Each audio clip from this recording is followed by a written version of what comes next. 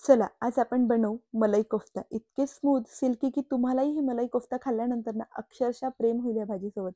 जशी आपल्याला हॉटेलमध्ये मिळते ना, तशीच सेम टेस्ट, टेक्स्चर फक्त काही टिप्स मी शेअर करते. ज्या तुम्ही फॉलो केल्या ना, की मग तुमचे जे कोफ्ते आहेत ते अजिबात फुटणार नाही आणि ग्रेव्हीसुद्धा अगदी क्रीमी टेक्स्चरची. सो व्हिडिओ शेवटपर्यंत बघा. आवडला तर लाईक करा, शेअर करा आणि अशाच छान-छान रेसिपीसाठी सबस्क्राईब करायला अजिबात विसरू नका. तर आता मी तुम्हाला इथे काय साहित्य घेतलेलं आहे ना, ते पहिले सांगते. तर एक कांदा आपल्याला अशा पद्धतीने लांब-लांब कट करून घ्यायचा आहे. त्यानंतर 2 टोमॅटो ते सुद्धा रफली चॉप करून घेतलेले आहेत. 1 इंच अद्रकचा तुकडा, 8 ते 10 लसणाच्या पाकळ्या सोलून घेतल्या. 1 उकळलेला बटाटा, बारीक चिरलेली कोथिंबीर, 100 ग्राम मी इथे पनीर घेतलेलं आहे. काजूसुद्धा अशा पद्धतीने आपण कट करून घेतले आहे. अद्रक आणि हिरवी मिरचीसुद्धा अगदी बारीक अशी मी कट करून घेतली आहे. 2 चम्मच कॉर्नफ्लॉवर घ्यायचं. अगदी थोडासा ओवा आणि इथे एक बटरची क्यूब घेतलेली आहे. काही खडे मसाले, त्याचबरोबर इथे मी काजूसुद्धा घेतलेले आहे. त्यामुळे ना आपल्या ग्रेव्हीला ना अगदी छान क्रीमी असं टेक्स्चर येईल.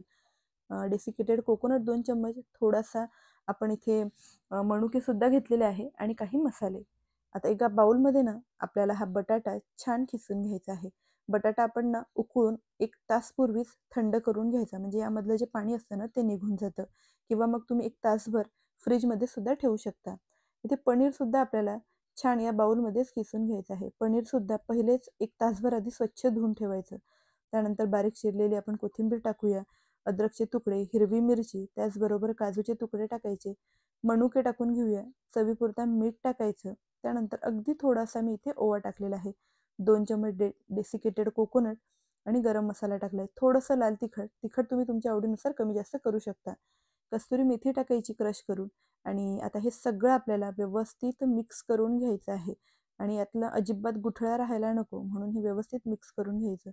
आता कॉर्नफ्लॉवर टाकूया आणि परत हे आपल्याला व्यवस्थित मिक्स करून छान घट्टसर असा गोळा तयार करून घ्यायचा आहे.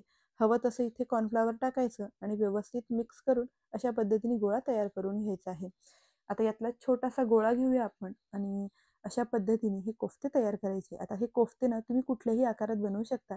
मी इथे सिलेंड्रिकल शेपमध्ये बनवलेलं आहे. जसे आपल्याला हॉटेलमध्ये मिळतात ना, सेम तसेच. आणि आता आपण यावर ना थोडंसं कॉर्नफ्लॉवरसुद्धा डस्ट करूया आणि ह्या अशा पद्धतीने हातात घेऊन हे पूर्ण कोट करून घ्यायचं आहे कॉर्नफ्लॉवरनी. म्हणजे जे आपले कोफ्ते आहेत ना, ते अजिबात तेलात फुटणार नाही. आता इथे सगळे कोफ्ते मी कॉर्नफ्लॉवरने कोट करून घेतलेले आहे.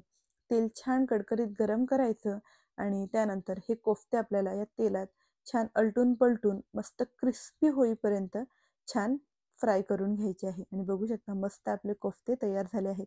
अगदी क्रिस्पी असे. तर आता आपण लगेच पॅनमध्ये अगदी 1 चमच तेल टाकायचं. त्यात काही खडे मसाले टाकूया. मिनिटभर आपल्याला हे तेलात परतून घ्यायचे आहे. त्यानंतर मी इथे चिरलेला कांदा, लसूण आणि अद्रक टाकून घेतलेला आहे. आता कांदासुद्धा आपल्याला हलकासा सोनेरी रंग येईपर्यंत छान परतून घ्यायचा आहे. बघू शकता कांद्याचा हलकासा रंग चेंज झाला आहे.